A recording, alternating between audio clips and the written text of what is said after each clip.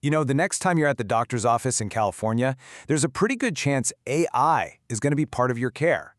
But that raises some big questions, right? Is it safe? Is it fair? Well, California is rolling out a whole new set of rules to make sure the answer is yes. And a massive deadline is coming up fast. So let's dive in and break down what's really going on. Okay, so here's our game plan. First, we're going to talk about the ticking clock that every hospital in California is staring at. Then, we'll introduce the nonprofit that's acting as a guide through this new landscape. We'll get into the nitty-gritty of what they offer both doctors and tech developers. And finally, we'll zoom out to see how all this work is building a safer, more equitable future for all of us as patients. So, what is this big change all about? We're talking about maybe the biggest shift in how healthcare is overseen in years. Seriously, California is setting a major precedent for how AI gets managed in medicine, and there's a hard deadline right around the corner. And that really leads to the million-dollar question. Is California's healthcare system actually ready for this? Because come January 1st, 2026, the rulebook gets a complete rewrite, and for patients, the stakes just couldn't be any higher. And look, we're not just talking about one little rule change here. This is a wave of new laws. You've got things like AB 3030, which is all about making sure a human is always in the loop to prevent bias. Then there's SB 53, which targets those super powerful AI models, demanding transparency. And SB 942, that one's simple but huge. They just have to tell you when AI is being used in your care. And the kicker? All of this gets real on January 1st, 2026. That's the hard deadline. It's non-negotiable. All right, so you have this looming deadline, a bunch of complex new laws. How is anyone supposed to navigate all of this? Well, this is where a really key organization comes into the picture to be that guide. Meet AI Care Agents 24/7. They're a California nonprofit, and they were created for one specific reason: to solve this exact problem. Their entire mission is to make sure that as AI gets more and more woven into our healthcare, it's used ethically, legally, and most importantly, fairly for every single patient. And their mission statement really says it all, doesn't it? They are laser-focused on preparing California's healthcare and technology sectors. Notice that. It's not just the hospitals, it's the tech companies too. This isn't about writing academic papers, it's about practical, boots-on-the-ground prep work. And this is where it gets really interesting. How do you make sure this kind of safety and compliance isn't just a luxury for big, wealthy hospitals? Well, because they're a nonprofit, they can offer their services for about half the price of commercial consultants. I mean, 50% less. That's a game changer.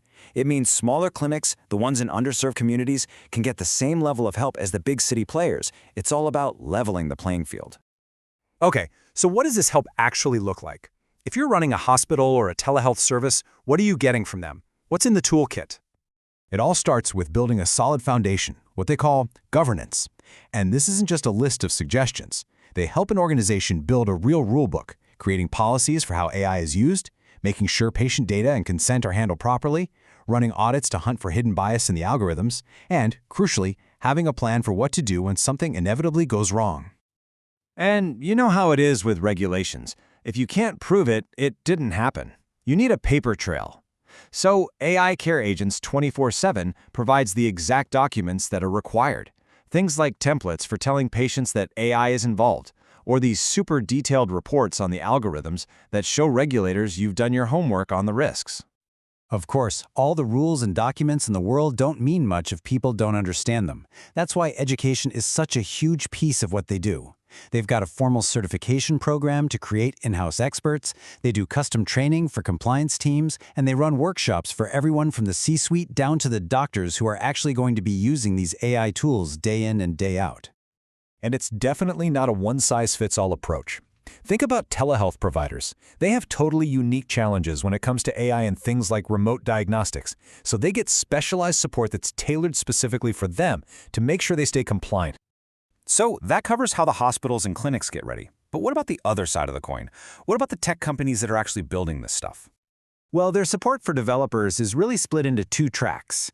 For what they call frontier AI, the most powerful high-risk models, the focus is all on managing catastrophic risk.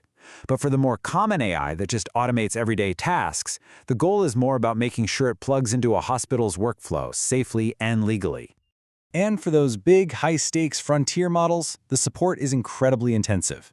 We're talking about building safety frameworks from the ground up, drafting the specific legal documents the state requires, making sure sensitive California patient data stays in California, and generating those mandatory transparency reports for the regulators. Now, all of this practical advice and all these toolkits, they don't just pull it out of thin air. It's all built on this incredibly deep foundation of research and policy work. And their research is so comprehensive. It's not just about the law. They're digging deep into risk and bias. They're actually measuring the real-world impact on equity, and they're even mapping out trends in technology and how it affects the workforce. It's this whole 360-degree view that makes their guidance so effective. And what's really fascinating is how they do their research. They're basically using AI to govern AI. By using tools like Perplexity AI and Notebook LM, they can chew through thousands of pages of dense legal documents in seconds, and they can even run simulations to see what the real-world impact of a new policy might be. It's a seriously cutting-edge way to stay ahead of the curve. Plus, they are not doing this alone in some office. They've built this powerful network of partners, tapping into the brilliant minds at places like Stanford's Human-Centered AI Institute, UCSF, and UC Berkeley. This kind of collaboration makes sure their advice is always grounded in the absolute latest thinking from academia and policy circles. And their influence goes way beyond just helping their clients. By publishing their research for free in guides and legal briefs, they're not just helping one organization at a time, they are actively shaping the entire statewide conversation around AI safety. They're literally influencing policy at the highest levels. So, if there's one thing to take away from all this, it's that AI Care Agents 24/7 is acting as a vital bridge. They take the incredibly complex world of AI law and translate it into practical, actionable steps. They're basically paving the road to safer, more equitable healthcare for millions of people in California. And that leaves us with a really critical question for the future, doesn't it?